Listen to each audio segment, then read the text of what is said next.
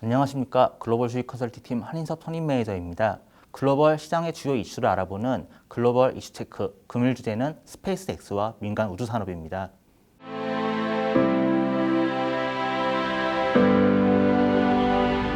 2020년 5월 31일 미국 첫 민간 유인 우주선이 발사되었습니다. 그 스페이스 X로 사람들은 다 기억을 하고 있죠. 민간 유인 우주선이 최초로 발사된 것으로 인해서 글로벌 우주 산업 관련주에 대한 관심도 늘어나고 있습니다. 민간 우주 산업은 초기 단계에 있기 때문에 여기서 말씀드릴 수 있는 부분은 분산 투자와 인내심이 필요한 영역이라고 말씀드리고 시작하겠습니다. 미국 항공우주국 나사는 우주 왕복선 프로그램이 끝난 2011년부터 우주에 사람을 보내고 있지 않습니다. 러시아는 저적당 8천만 달러 비용을 받고 ISS 국제우주정거장에 우주비행사를 보내주고 있죠. 민간 우주산업 육성에 나사가 적극적으로 나서고 있는 이유이기도 합니다. 지금 보시는 그림은 글로벌 우주산업 매출액입니다. 500조 원 규모의 시장을 차지하고 있는데 2017년부터 본격적으로 증가하고 있습니다. 여기에는 2017년도에 들어와서 활발해진 민간 로켓 발사수 증가가 있습니다. 향후에도 민간이 주도하는 우주산업 성장이 기대되는 이유입니다. 현재 민간 우주산업을 주도하는 기업은 스페이스 X죠. 정식 명칭은 스페이스 익스플로레이션 테크놀로지스 코퍼레이션이라고 합니다. 이 회사는 나사, 미국 국가항공우주국, 로스코스모스, 러시아 연방우주국, 중국의 국가항공국과 더불어서 우주인을 태운 캡슐과 발사체를 발사해 성공한 4개 기관 중 하나이고요. 민간 우주기업으로는 유일한 회사죠.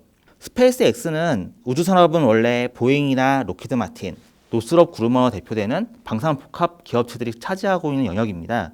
이러한 거대 경쟁 기업사들 제치고 현재 위치에 도달했다는 점과 미국 행정부가 나사에 대한 우주 예산을 계속 삭감하고 있는데 이것으로 인해서 나사가 이 스페이스 X에 적극적인 우주 민영화 의지를 가지고 지원하고 있다는 점에서 주목받고 있는 회사이기도 합니다.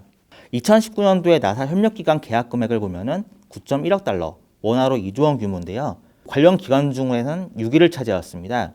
스페이스 X는 2019년도 기준으로도 매출 80억 달러에 영업이익 20억 달러 내는 회사가 되었습니다.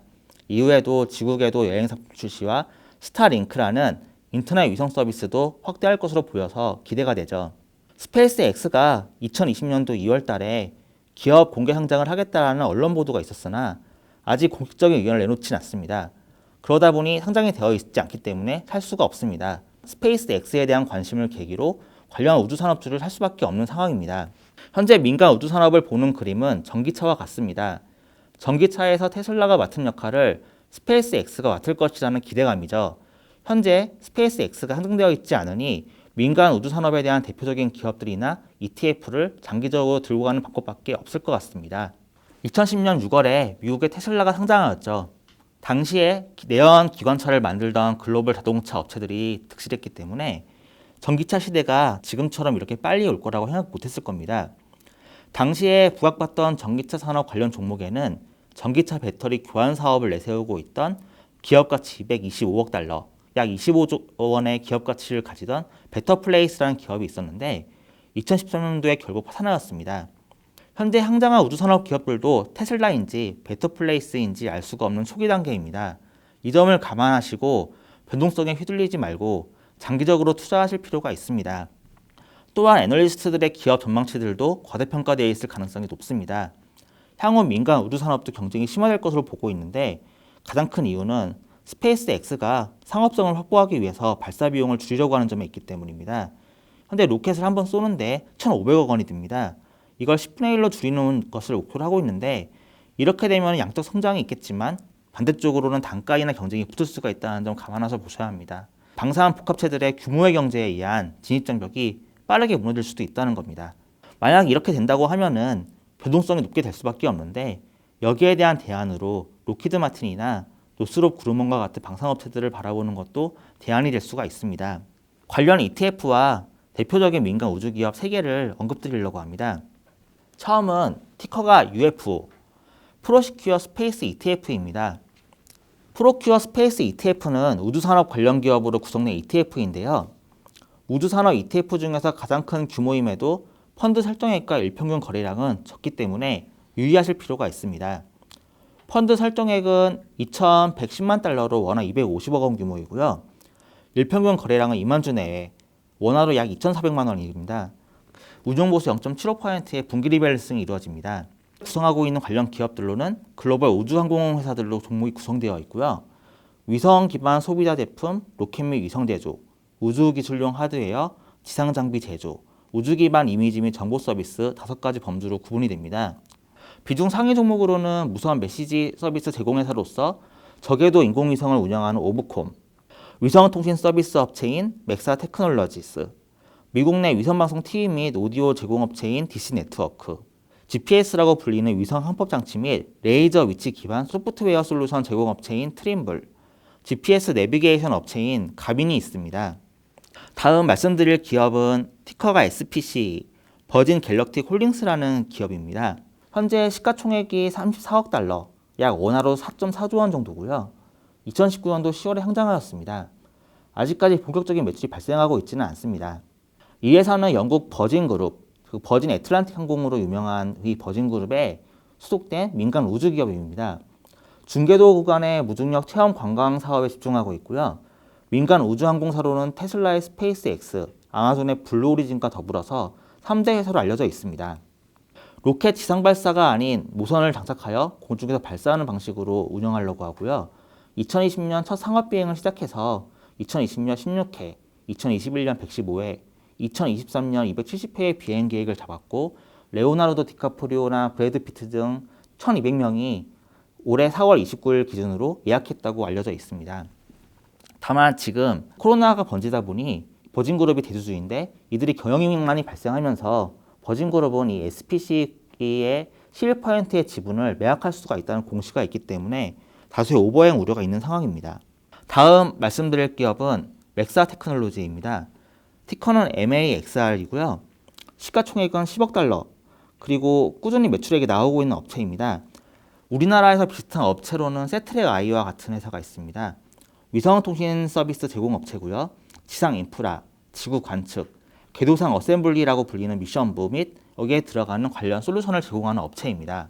매출 비중을 보시면은 어스 인텔리전스라고 불리는 위성 사진 촬영 및 최적화, 데이터 분석이 60%를 차지하고 있고요. 인공위성을 직접적으로 만드는 스페이스 인프라스트럭처 부분이 40%를 차지하고 있습니다. 코로나19로 인해 가지고 기업들이 가이던스를 내기 어려운 상황인데 이 회사는 2020년 가이던스를 제공한 수준입니다. 매출은 전년과 유사한 수준으로 이야기를 하고 있고요. 에비타로는 3.7억 달러에서 4.1억 달러, 캐펙스로는 3.1억 달러에서 3.4억 달러를 제시한 상황입니다. 2020년도 1분기 실적을 보면은 시장 기대 대비 부진한 실적을 기록하였고요. 회사에서는 코로나19 때문에 공급망 교란이 발생하고 있다고 언급을 한 걸로 알고 있습니다. 경영진은 그럼에도 불구하고 2021년도에 월드뷰 리전 컨스텔레이션이라는 차세대 위성 프로젝트에 대해서 계획을 그대로 유지를 하였기 때문에 공급망 회복 기대를 높이고 있는 상황입니다. 해당 프로젝트는 지구의 특정 지역을 일간 15회 이상 촬영하고 30cm의 해상도에 대한 영상 수집 능력을 3배로 확대하는 계획입니다. 마지막으로 말씀드릴 회사는 에어로제트 로켓다인, 티커는 AJRD입니다. 시가총액은 35억 달러이고요. 이 회사도 꾸준히 매출액과 이익을 내고 있습니다. 이 회사는 로켓 발사 전문 업체로 보시면 될 거고요. 그 주요 매출처로 로키드 마틴이 33%, 나사가 21%, 레이시온 17%로 주요 방산 복합체에 로켓을 제공하는 업체로 보시면 될 것 같습니다. 이 회사가 하는 주 업무는 군사 및 우주 목적 어플리케이션용 추진 장치를 만드는 회사이고요. 또한 정밀 전술 및 장거리 무기 시스템도 같이 개발하고 있습니다.